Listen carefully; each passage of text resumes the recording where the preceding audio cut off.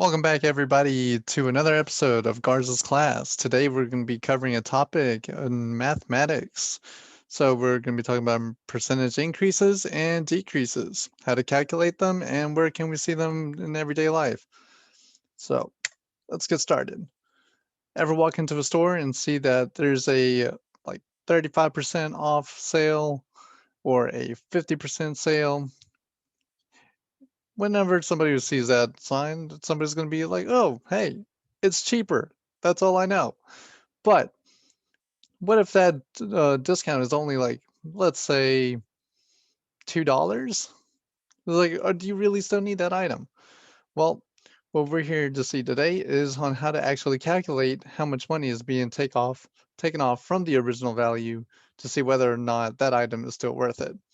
In a positive sense, or in a positive percentage increase, that we'd like to see is usually investments. Whenever you have it in stocks, index funds, or any kind of investment, you'll see a percentage sign, and hopefully it's a plus because that means that whatever you invested, your money is increasing. But anyways, let's move on to the actual calculations and how to solve these type of problems. So we have problem number one.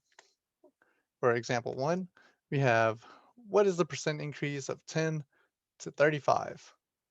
So what is this question asking? It's saying if by what percentage can we apply to this 10 to reach 35? So let's take a quick look at our simple equation. Following this equation is always going to get you to the right spot. That's just how math works. So first off, we're going to do our final value minus our original value. And then we're going to divide that by our original value. This is going to give us a ratio. That ratio being in decimal form, we're going to multiply it by a 100%, and we're going to be left with that percentage, increase or decrease. In this case, we can already see it's going to be an increase. So let's actually plug in the numbers. So step one, we have 35 minus 10 equals 25.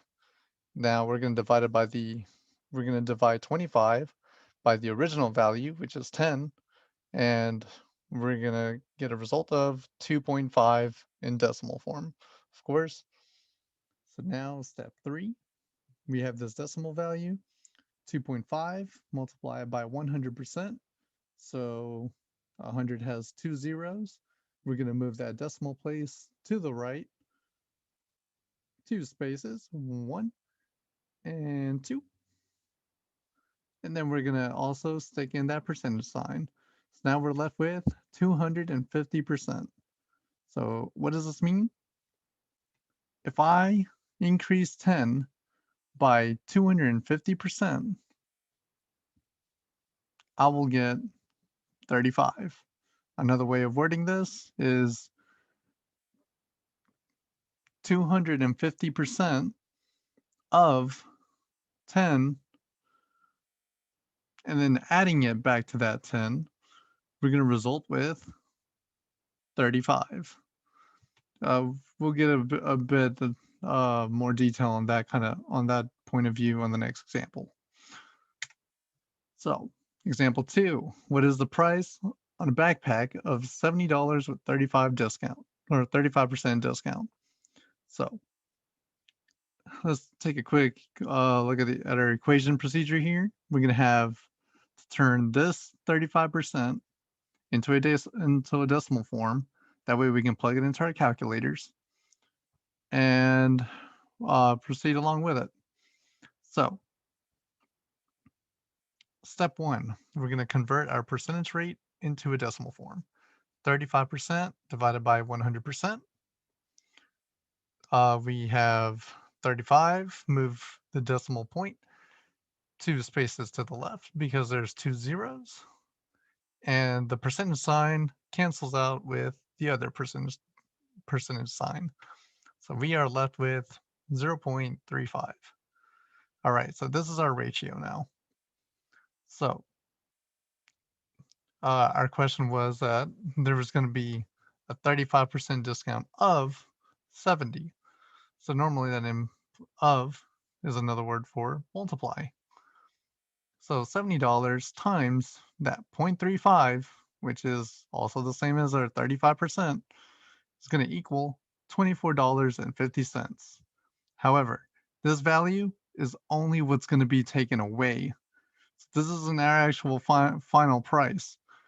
So we're saying that 35% of $70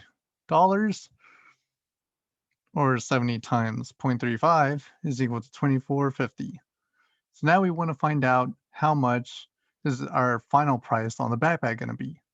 So we're going to take our original value, 70, minus our takeaway value, which is 24.50, and we're going to be left with the final price tag of 45.50, which is a lot better than paying $70 for a whole backpack. So this kind of explains the simple techniques used in percentage calculations.